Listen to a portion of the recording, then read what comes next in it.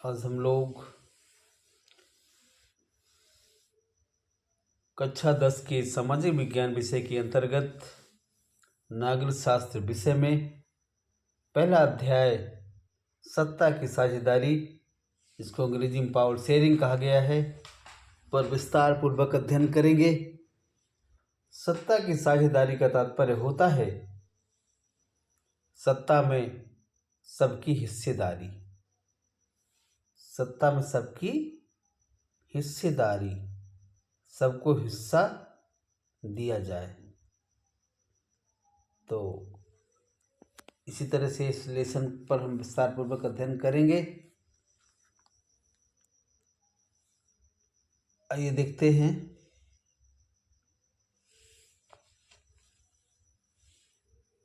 सत्ता की साझेदारी। सत्ता की साझेदारी ही लोकतंत्र का मूल मंत्र है। लोकतंत्रात्मक शासन में लोकतंत्र से प्रभावित होने वाले और उस प्रभाव में जीने वाले लोगों के बीच सत्ता की साझेदारी निहित है।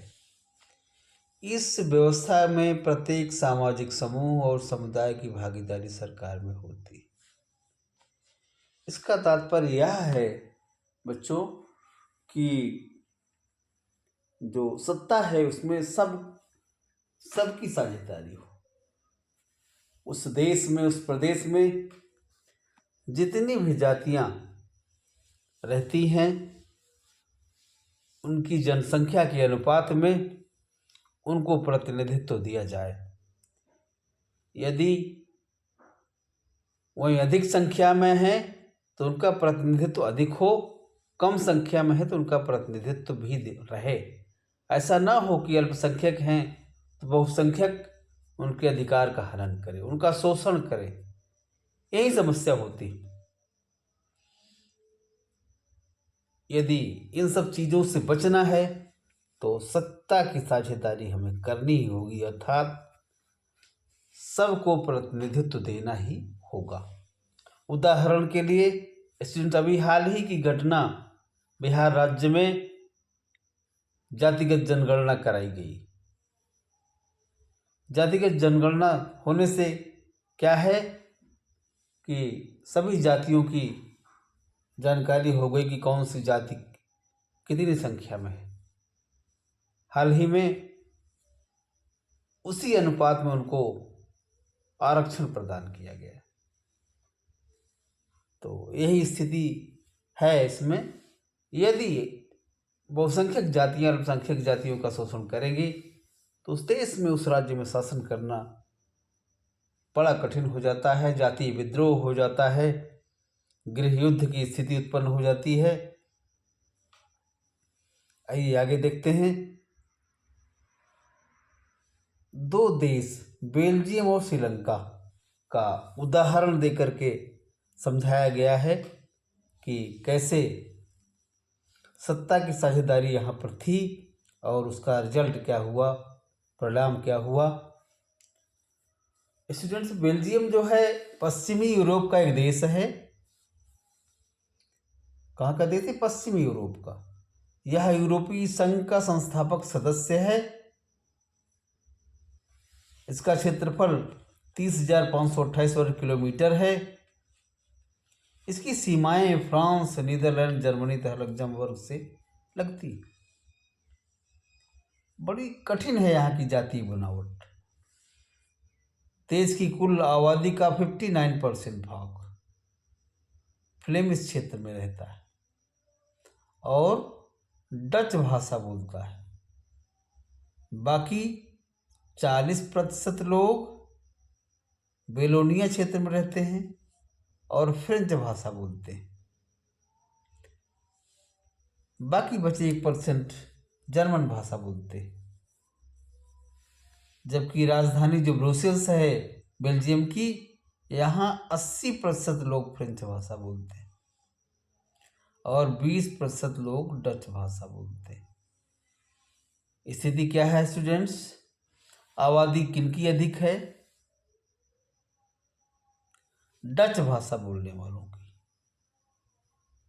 59%, 59, एक कम 60। जबकि फ्रेंच भाषा बोलने वालों की संख्या 40% है। लेकिन जो राजधानी ब्रुसेल्स है, जहाँ से सत्ता गवर्न होती है, जहाँ से शासन संचालित होता है, वहाँ स्थिति इसके विपरीत है। वहाँ क्या है, 80% लोग फ्रेंच भाषा बोल रहे हैं, अर्थात 80% लोग फ्रेंच भाषा बोलने वाले और डच भाषा बोलने वाले 20% ही हैं। उल्टा हो गया, जो कम संख्या में है वो राजधानी में अधिक संख्या में है। पूरे देश में तो कम है, लेकिन राजधानी में उनकी संख्या अधिक है। तो जहाँ से सत्ता गवर्न होती है, यदि वहाँ संख्या अधिक है तो स्थिति ऑटोमेटिकली सही होगी। अल्पसंख्यक जो फ्रेंच भाषी लोग हैं अपेक्षाकृत रूप से अधिक संपन्न और शक्तिशाली रहे, जबकि डच भाषा बोलने वाले अपेक्षाकृत कम संपन्नता है, कम शक्तिशाली हैं फ्रेंच भाषा बोलने वालों से। तो इस तरह से 1950 और 60 के दशक में फ्रेंच और डच बोलने वाले समूहों के बीच तनाव भी हो गया था। दोनों समुदायों के टकराव को सबसे तीखा रूप ब्रुसेल्स में देखने को मिला था। डच बोलने वाले संख्या में अधिक थे, लेकिन धन और समृद्धि के मामले में कमजोर थे। यह मानचित्र भी बना हुआ बेल्जियम का देख सकते हैं आप। ये ब्रुसेल्स राजधानी क्षेत्र इस रंग में है, देखिए दिखाया गया है इसमें। ये बेलोन फ्रेंच भाषी ये हैं, फ्लेमिश डच भाषी ये हैं, अर्थात स्थिति को आप देख सकते हैं क्या है। इस तरह से जो यहाँ सामाजिक विभाजन था, जो जातीय समीकरण था, थोड़ा सा अलग था, लेकिन आगे चल करके स्थिति को शासन संभालने वाले लोगों ने संभाला और समीकरण बैठाया और उचित प्रतिनिधित्व दिया, जिससे बेल्जियम आज एक अच्छा खासा देश है, किसी भी तरह कोई समस्या नहीं। लेकिन एक और देश जिसकी बात हम लोग कर रहे थे, श्रीलंका। श्रीलंका में स्थिति अलग है। यहाँ की कुल आबादी लगभग 2 करोड़ है। तमिलनाडु, भारत के जो राज्य है तमिलनाडु के दक्षिण तरफ से कुछ किलोमीटर की दूरी पर स्थित है। यहाँ की आबादी कई जाति समूह के लोग रहते हैं। सबसे बड़ा व प्रमुख जो यहाँ का सामाजिक समूह है सिंघलियों का है, जो कुल आबादी का 74% बौद्ध धर्म को मानता है। और जबकि दूसरे नंबर जो तमिल लोग हैं, तमिल बोलने वाले, उनकी आबादी कुल जनसंख्या में 18% है। उसमें भी कुछ हिंदू हैं, कुछ मुस्लिम। बौद्ध धर्मावलंबी और सिंघली, इन लोगों की संख्या अधिक है, जैसे कि बताया जा रहा है। तो यहाँ जो ये बहुसंख्यक थे सिंघली समुदाय के लोग, इन लोगों ने क्या किया, पूरा शासन व्यवस्था से लेकर हर जगह काबिज हो गए। श्रीलंकाई मूल के आगे बताया जा रहा तमिल लगभग 13% और भारतीय मूल के तमिल औपनिवेशिक काल में बागानों का भारत से लाए गए लोगों की संतान 5% भारतीय मूल के तमिल थे। अर्थात जो 17-18% थे भी अन्य तमिल लोग, उसमें भी कई गुट थे, कई जातियां थी, और ईसाई लोग भी थे 7% लगभग। तो यहाँ निवास करने वाले लोगों में श्रीलंका में ईसाई, सिंघली और तमिल हर तरह के लोग थे। लेकिन बहुसंख्यक कौन था? सिंघली थे। इस तरह से आगे देखते हैं श्रीलंका में बहुसंख्यकवाद, जो यहाँ आज एक समस्या बनी हुई है। श्रीलंका देश में 4 फरवरी 1948 को श्रीलंका देश आज़ाद हुआ था, स्वतंत्र राष्ट्र बना था। जैसे कि हमारा देश कब आज़ाद हुआ, 15 अगस्त 1947 को। सिंघली समुदाय के नेताओं ने अपनी बहुसंख्या के बल पर शासन पर प्रभुत्व जमाने का प्रयास किया। इस कारण लोकतांत्रिक रूप से निर्वाचित सरकार ने सिंघली समुदाय को स्थापित करने के लिए अपनी बहुसंख्यक परस्ती के अंतर्गत अनेक कदम उठाए।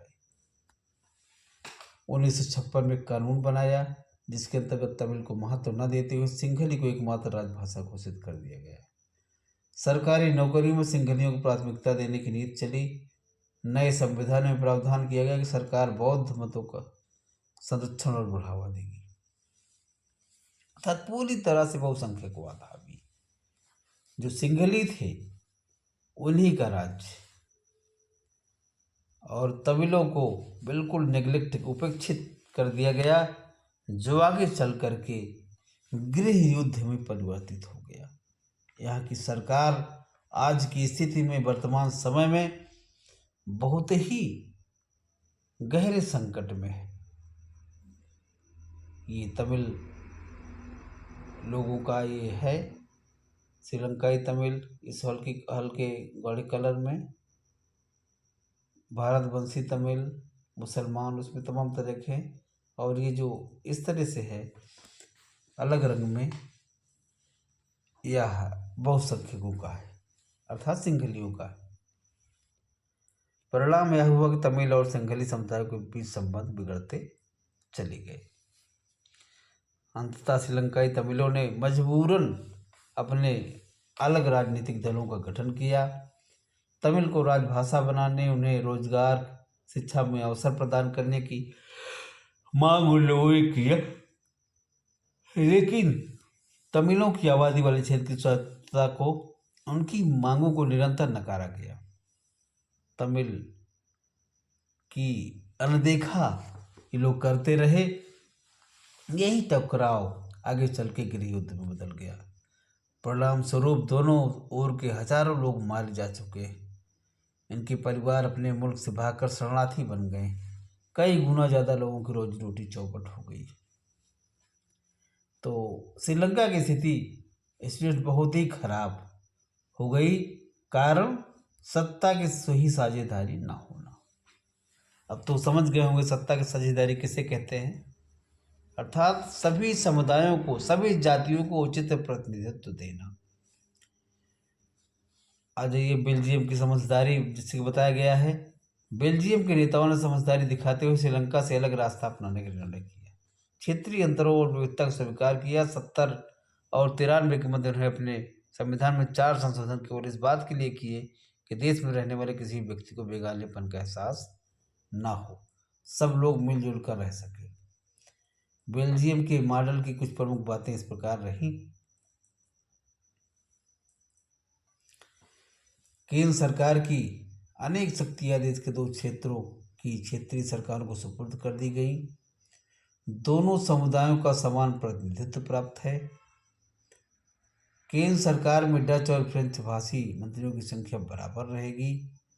कुछ विशेष कानून तभी बन सकते हैं जब दोनों का प्रतिनिधित्व उसमें रहेगा। केंद्र और राज्य सरकार के अतिरिक्त एक तीसरे स्तर की सरकार भी काम करती है, अर्थात सामुदायिक सरकार। डच, फ्रेंच और जर्मन बोलने वाले समुदाय के व्यक्ति चाहे वो जहाँ भी रह सकते हों, उन्हें सामुदायिक सरकार को चुनना होता है। अर्थात बहुत ही समझदारी दिखाते हुए बेल्जियम देश ने कहीं से भी इस तरह का कार्य नहीं किया कि जिससे जो अल्पसंख्यक हैं उन्हें उपेक्षा का शिकार होना पड़े। अब आप देख सकते हैं दोनों की तुलना की गई है, दोनों देशों की, बेल्जियम और श्रीलंका की।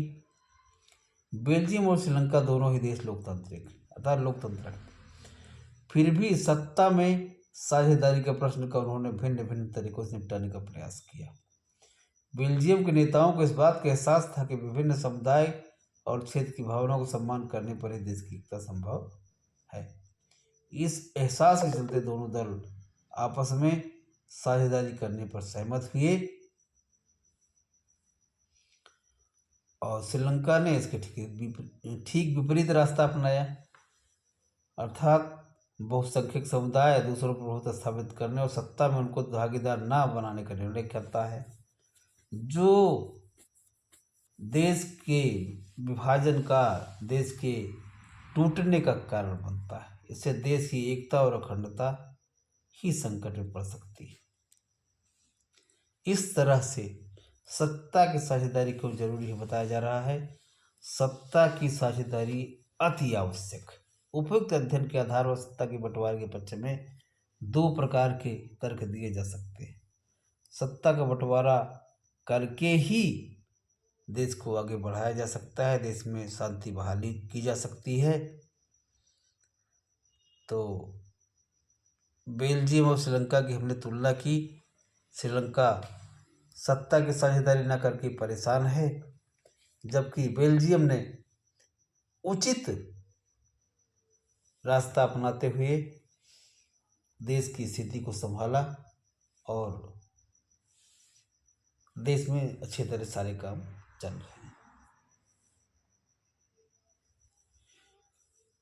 अर्थात इस आधार पर हम सब कुछ समझ चुके हैं, चाहे लघु उत्तरीय आए, चाहे विस्तृत उत्तरीय आए, अति लघु उत्तरीय आए या MCQ आए, वह विकल्पी प्रश्न है, हम उसका उत्तर दे लेंगे।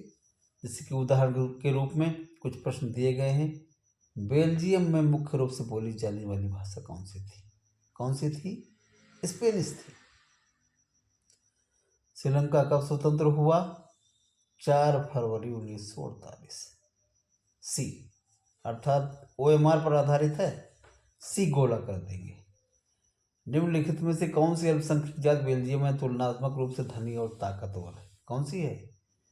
फ्रांसीसी। अब आगे देखिए, सन 1970 और 93 के मध्य बेल्जियम के संविधान में 4 बार संशोधन करने की क्यों जरूरत पड़ी थी? क्यों पड़ी थी? ताकि देश में रहने वाले किसी व्यक्ति को बेगानेपन का एहसास न हो, सभी आपस में मिलजुल कर रह सके। ये है कौन सा? बी। अगला है, सत्ता की साझेदारी के लिए निम्नलिखित में कौन से 2 उचित तर्क हैं? पहला है, देश की शासन प्रक्रिया में सभी लोगों को भागीदारी बनाया जाता है और यह लोकतांत्रिक प्रक्रिया है। अगला है, स्वतंत्रता के बाद श्रीलंका में राष्ट्रीय भाषा घोषित किसे किया गया? किसे किया गया? सिंघली को। अगला है, श्रीलंका ने किस विदेशी शक्ति से आज़ादी प्राप्त की? इंग्लैंड से। उसमें इंग्लैंड पूरे भाग भी था, हर जगह। आगे देखिए, श्रीलंका में सिंघली भाषा बोलने वाले लोगों का औसत कितना था? 65%। कितना था? 65%। आगे है, 70 और 93 के मध्य बेल्जियम के संविधान में कितनी बार संशोधन किया गया? 4 बार। बार बार वर्णन किया गया, 4 बार 4 बार। तो याद हो जाना चाहिए। बेल्जियम कब स्वतंत्र हुआ था? 18 अप्रैल 1839 को, सॉरी 19 अप्रैल 1839 को। निम्नलिखित में से किस एक देश में बहुसंख्यकवाद को अपनाया जाता है? श्रीलंका। श्रीलंका एक बेकार सा देश जो थोड़ी सी भूल के कारण दुनिया भर की समस्याओं को झेल रहा है। अब अति लघु उत्तरीय है, बेल्जियम में भाषाई आधार पर कितने समूह हैं? 3 समूह हैं, फ्रांसीसी, जर्मन। अगला है डच। बहुसंख्यकवाद क्या है? जब जानेंगे बहुसंख्यकवाद क्या है। मनमाने ढंग से जो है, जो बड़ी जातियों के लोग हैं, अर्थात जिस जाति की संख्या अधिक है, वही लोग शासन व्यवस्था में भागीदारी करें और अल्पसंख्यकों को उनका अधिकार देने से मना करें, यही बहुसंख्यकवाद है। एड़निक या जाति सबसे क्या समझते हैं, इसको आप पढ़ सकते हैं। लोकतंत्र क्या है, जनता का, जनता के द्वारा, जनता के लिए, यही लोकतंत्र है, प्रजातंत्र है। और क्या है वैध सरकार से आप क्या समझते हैं? जनता द्वारा चुनी गई बहुमत वाली सरकार वैध सरकार कहलाती है। गृह युद्ध क्या है? किसी देश में सरकार विरोधी समूह की हिंसक लड़ाई जब युद्ध का रूप ले ले तो उसे गृह युद्ध कहा जाता है। उसे क्या कहते हैं? गृह युद्ध। सत्ता की साझेदारी क्या है, अब तो आप समझ ही गए हैं। किसी देश में शासन करने की शक्ति का समाज के अलग अलग समुदायों, वर्गों, लोगों में बंटवारा सत्ता की साझेदारी है। श्रीलंका में पाए जाने वाले प्रमुख धर्म कौन कौन से? हिंदू, इस्लाम, बौद्ध, ईसाई, अर्थात सभी धर्मों को लोग वहाँ हैं। लेकिन थोड़ी सी कमी के कारण आज वहाँ गंभीर समस्या बनी हुई है। अर्थात सभी समुदाय के लोगों को, सभी जाति के लोगों को प्रतिनिधित्व दे करके ही सही ढंग से सत्ता संचालित की जा सकती है। तो इस तरह से आशा करते हैं कि यह लेसन आपकी समझ में पूरी तरह से आ गया होगा। यह लेसन किसी भी रूप में आए परीक्षा में, चाहे अति लघु या लघु, विस्तृत, उत्तरीय, बहुविकल्पीय, तो आशा करते हैं कि आपको उत्तर लिखने में समस्या नहीं होगी। मिलते हैं अगले वीडियो में एक नए लेसन के साथ। आज के लिए बस इतना ही। Thank you.